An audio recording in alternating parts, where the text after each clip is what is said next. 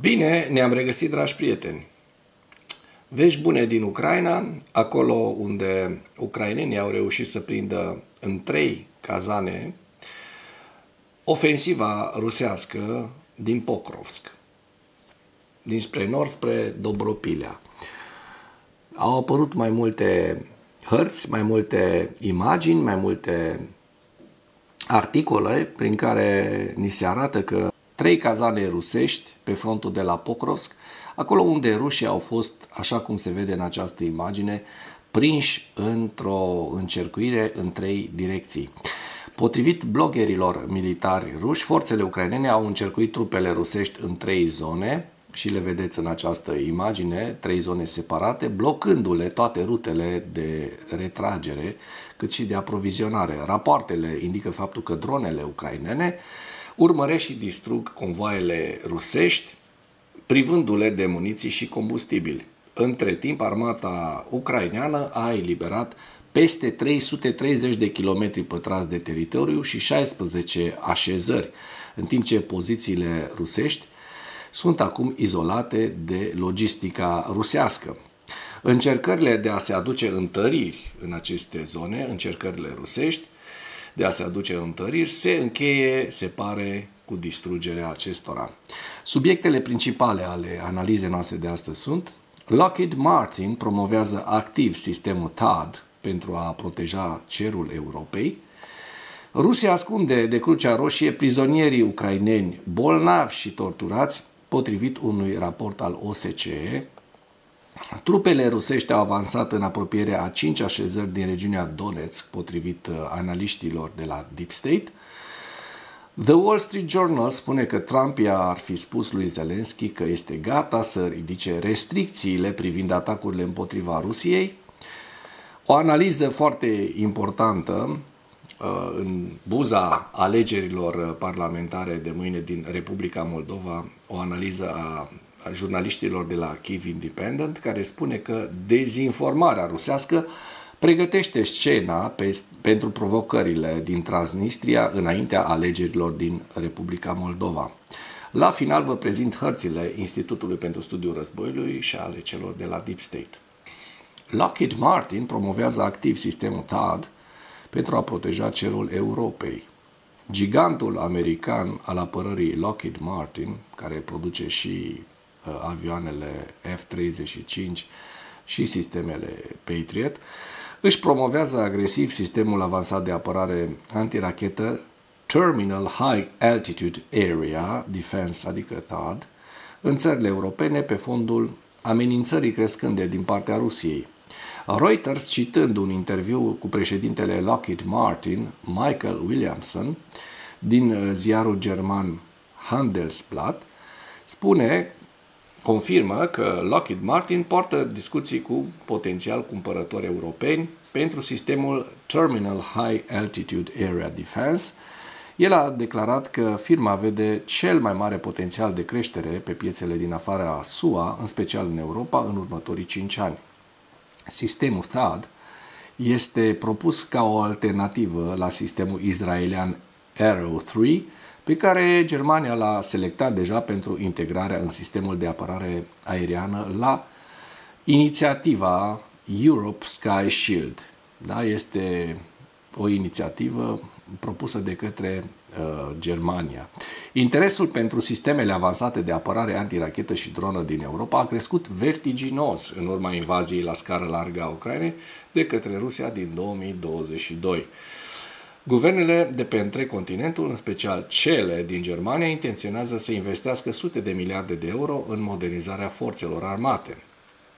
Această problemă a devenit din ce în ce mai presantă în urma incidentelor recente care au implicat drone rusești care au invadat spațiul aerian al țărilor NATO, în special Danemarca și Polonia. Acest lucru a intensificat concurența în regiune între companiile de apărare de top precum Lockheed Martin și Northrop Grumman, relatează Reuters. Pentru a-și consolida poziția în Germania, Lockheed Martin a încheiat un parteneriat cu compania locală de apărare Rheinmetall. Potrivit lui Williamson, această colaborare nu numai că creează locuri de muncă în țară, dar oferă și acces la factorii de decizie politică care iau decizii cheie în materie de achiziții. Cu toate acestea, așa cum notează publicația, guvernele europene rămân precaute în ceea ce privește dependența excesivă de tehnologia de apărare americană. Un exemplu în acest sens este recenta decizie a Danemarcei de a respinge o propunere pentru sistemul american Patriot în favoarea sistemului european SAM-T. Inițiativa Sky Shield, inițiată de Germania în 2022, își propune să creeze un sistem comun de apărare aeriană și antirachetă. Peste 20 de țări participă la acest proiect, între care și România, care implică achiziționarea diverselor sisteme de apărare aeriană pentru a reduce costurile, a îmbunătăți eficiența și a spori coordonarea dintre armate. Proiectul intenționează să creeze o apărare multistratificată în care diverse sisteme, de exemplu Iris-T, Patriot și Arrow 3, vor acoperi cerul la diferite distanțe și altitudini. Rusia ascunde de Crucea Roșie prizonieri ucraineni bolnavi și torturați, potrivit unui raport al OSCE. Rusia restricționează sistematic accesul Comitetului Internațional al Crucii Roșii la prizonierii de război ucraineni, iar în rarele momente în care sunt permise vizite, îi expune doar pe acei prizonieri aflați în stare relativ bună, ascunzându-i pe bolnavi, mutilați și victimele tratamentelor crude, adică tortură. Da, deci asta este Rusia și așa au procedat și în timpul celui de-al doilea război mondial, când, așa cum știm, au provocat mai multe genocide, unul împotriva armatei poloneze, masacru din pădurea de la Katyn, și cunoaștem și exemple românești care s-au întâmplat. Este vorba despre o grămadă de masacre, inclusiv în Basarabia și Bucovina de Nord, care acum face parte din Ucraina. Nu intrăm în detalii de genul acesta, spunem doar că raportul membrilor misiunii de experți independenți a mecanismului OSCE de la Moscova spune că nu are acces liber și neîngrădit la locurile în care sunt deținuți prizonierii de război ucraineni în Rusia și în teritoriile ocupate temporar ale Ucrainei. Profesorul Herv Asensio a remarcat că cooperarea cu partea rusă este foarte dificilă. Deși au avut loc unele vizite ale reprezentanților Crucii Roșii, acestea au fost puține la număr, nu au acoperit toate locurile de detenție și au fost efectuate fără acces deplin la toți prizonierii. Profesoara Veronica Bilkova, sau Veronica Bilkova, mai bine zis, nu Veronica, a adăugat că situația accesului este semnificativ mai rea decât ar trebui să fie conform standardelor legale. Reprezentanții Crucii Roșii sunt adesea împiedicați să comunice în mod privat cu deținuții, ceea ce reprezintă o încălcare gravă a dreptului internațional, deoarece face imposibilă obținerea de informații exacte despre condițiile de detenție. Da, trupele rusești au avansat în apropierea 5 așezări din regiunea Donetsk, spun analiștii Deep State. În noaptea de 27 septembrie, proiectul analitic Deep State a raportat, și vedem aceste zone în care sunt hașurate, 1, 2, 3, 4, da? Proiectul analitic Deep State a raportat avansul forțelor de ocupație rusești în apropierea 5 așezări din regiunea Donetsk. Inamicul a avansat în apropiere de Yampol, Berezovoi, Kalinovski, Olgovski și Novoivanivka. Bun. O să urmărim pe harta Deep State imediat să vedem dacă este confirmat acest avans. Eu zic că este. The Wall Street Journal spune că Trump i-a spus lui Zelensky că este gata să ridice restricțiile privind atacurile împotriva Rusiei. În timpul unei întâlniri de marți cu președintele Ucrainei Volodymyr Zelensky, președintele american Donald Trump a declarat că este pregătit să ridice restricțiile privind utilizarea de către Kiev a armelor americane cu rază lungă de acțiune pentru atacuri asupra teritoriului rusesc. Potrivit The Wall Street Journal, în timpul unei întâlniri în marja adunării generale a ONU, Zelensky a cerut lui Trump mai multe rachete cu rază lungă de acțiune și permisiunea de a utiliza astfel de arme pentru a ataca ținte din Rusia. Trump a răspuns că nu se opune ideii, au declarat două surse pentru publicație. De asemenea, acestea au adăugat că președintele SUA nu și-a asumat niciun angajament specific privind ridicarea interdicției privind astfel de atacuri. De asemenea, potrivit publicației The Wall Street Journal, o declarație ucraineană va călători săptămâna viitoare la Washington pentru discuții cu secretarul Pentagonului Pete Hegseth. După cum se știe, administrația Trump nu permite Ucrainei să utilizeze rachete cu rază lungă de acțiune furnizate de către SUA, în special ATACMS, pentru a ataca Rusia. Ca un reminder, ca o reamintire, într-un interviu acordat după întâlnirea cu Trump, Zelensky a declarat că președintele SUA a răspuns favorabil solicitării sale de a putea folosi rachete de croazieră cu rază lungă de acțiune, care ar permite Kievului să atace ținte în Moscova. Conform relatărilor din presă, președintele ucrainean a solicitat SUA rachete Tomahawk în timpul unei întâlniri cu ușile închise cu Trump la New York. După întâlnirea cu Zelensky, Trump însuși a vorbit neașteptat de optimist despre șansele Ucrainei de a recâștiga controlul asupra teritoriului său în cadrul granițelor recunoscute la nivel internațional. Iată, avem o analiză foarte interesantă a celor de la Kyiv Independent despre alegerile de mâine din Republica Moldova. Dezinformarea rusească pregătește scena pentru provocările din Transnistria înainte de alegerile din Republica Moldova. Este un articol din care spicuim puțin. Rusia și aliații săi au lansat o campanie de dezinformare, susținând că Moldova împreună cu România și Ucraina plănuiesc o operațiune militară împotriva Transnistriei, o regiune ocupată de către Kremlin din estul țării. Noul val de propagandă susținută de Kremlin circulă pe scară largă pe rețelele de socializare de câteva zile înainte alegerilor parlamentare din Moldova, programate pe mâine 28 septembrie. Votul va determina traiectoria țării, fie continuarea drumului Moldovei către integrarea în Uniunea Europeană, fie readucerea acesteia în sfera de influență a Rusiei. Campaniile media pro-ruse au luat amploare în Moldova, vizând publicul local. Invocând credibilitatea scăzută a surselor de informații străine, acestea promovează afirmații false despre acorduri secrete între Moldova, Ucraina și NATO pentru un conflict armat la granița de sud-vest a Kievului.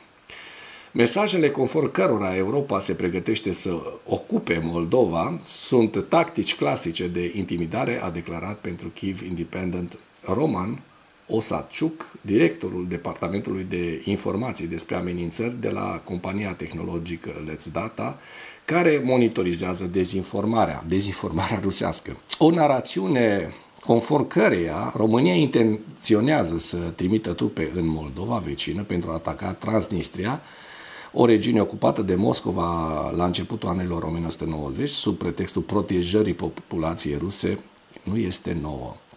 Aproximativ 1500 de soldați rusi se află astăzi în regiunea ocupată, ca parte a unui contingent numit de Kremlin de menținere a păcii, pe care Moldova și Ucraina vecină îl consideră o forță de ocupație ilegală, care așa și este, o forță de ocupație ilegală.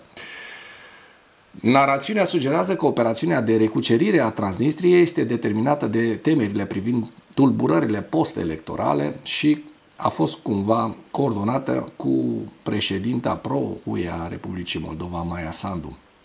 Canalele pro-Kremlin susțin că România concentrează deja trupe în apropierea frontierei cu Republica Moldova. Let's Data, care monitorizează peisajul informațional al Republicii Moldova în cooperare cu International Media Support, IMS, a identificat pentru prima dată narațiunea pe data de 19 septembrie. Aceasta a fost publicată în mod repetat pe canalele Telegram pro-ruse notorii, care citau un articol în poloneză publicat de publicația Myśl Polska. Myśl Polska este bine cunoscută pentru amploarea propagandei Kremlinului în Polonia, iar articolele sale sunt citate frecvent de importante publicații media controlate de trusturile de stat rusești, inclusiv TASS, RIA Novosti și Gazeta.ru. Autorul articolului, menționat ca Marcin Merski, citează propriile surse, dar nu există informații online despre el care să indice o expertiză relevantă. O persoană cu acest nume a publicat doar 2 articole, ambele axate pe alegerile din Republica Moldova. Deci, oameni buni, despre asta este vorba. O să vă las link în comentarii. Nu cădeți prada acestor dezinformări și mergeți la vot și votați singura variantă care există în momentul de față de bun simț, varianta pro-europeană, varianta cu pasul, cu Maia Sandu,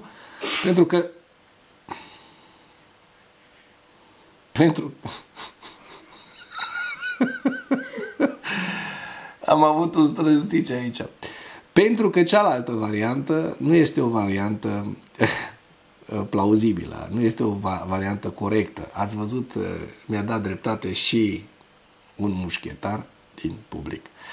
Da, vă las linkul în comentarii pentru că ar lua prea mult timp să ne ocupăm de acest articol foarte interesant. Vedem, încheiem cu această poză, această imagine, această caricatură. Ei îți cer viitorul, dar cine trage sforile? Oare cine trage? Iată-l pe Putin, în stânga pe Plahotniuc, Igor Plahotniuc și în dreapta pe Ilan Șor, care, iată, manipulează o serie de politicieni din Republica Moldova. Da, vă las, așa cum v-am promis, link în comentarii. Trecem la ziua 1312 a războiului din Ucraina.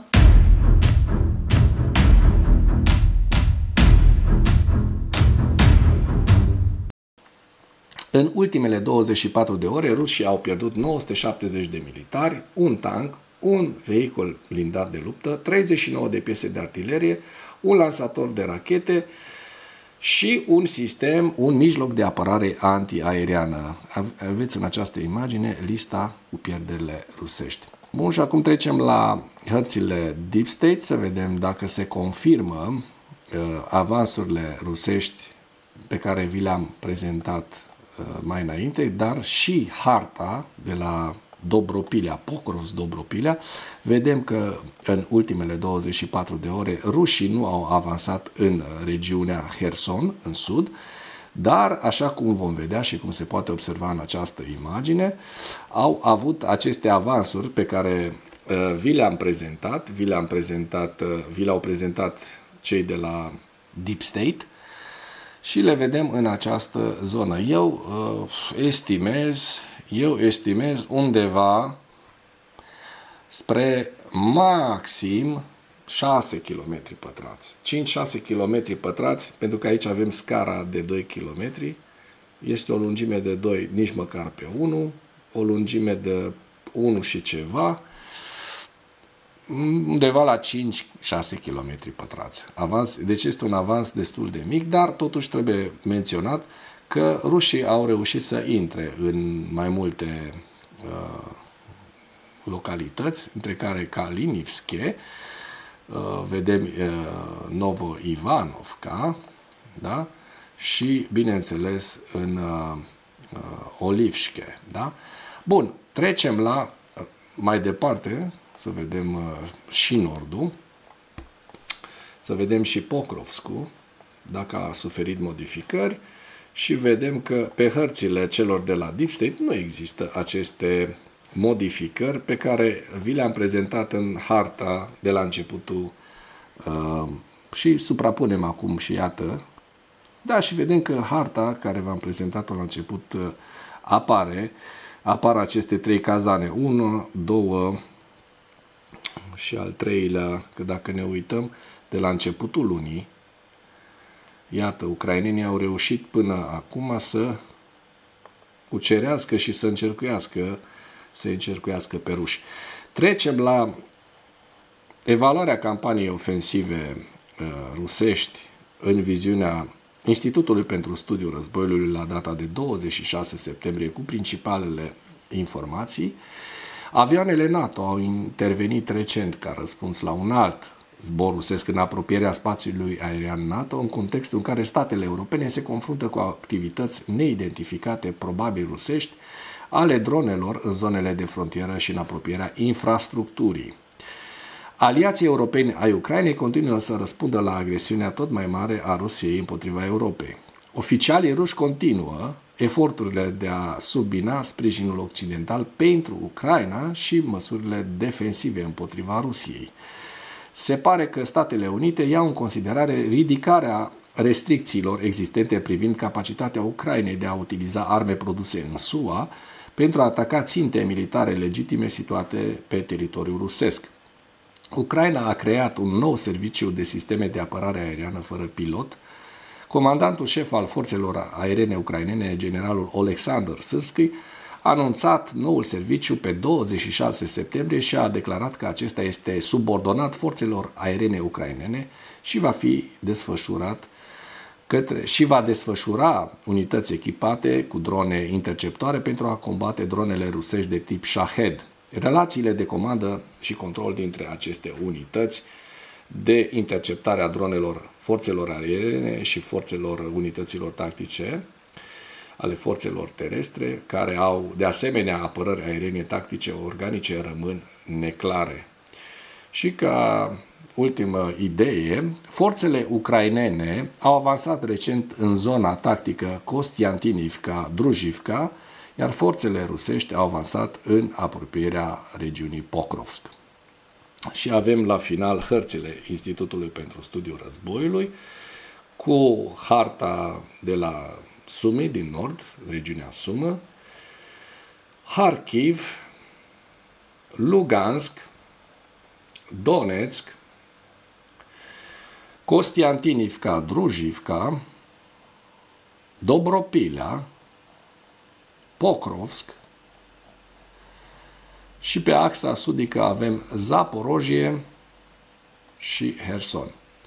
Și cu acest ultim detaliu închei materialul nostru de astăzi cu îndemnul: dacă ați găsit informații utile în acest videoclip, nu ezitați să-l distribuiți pentru a ajunge la cât mai multă lume. Mulțumesc mult!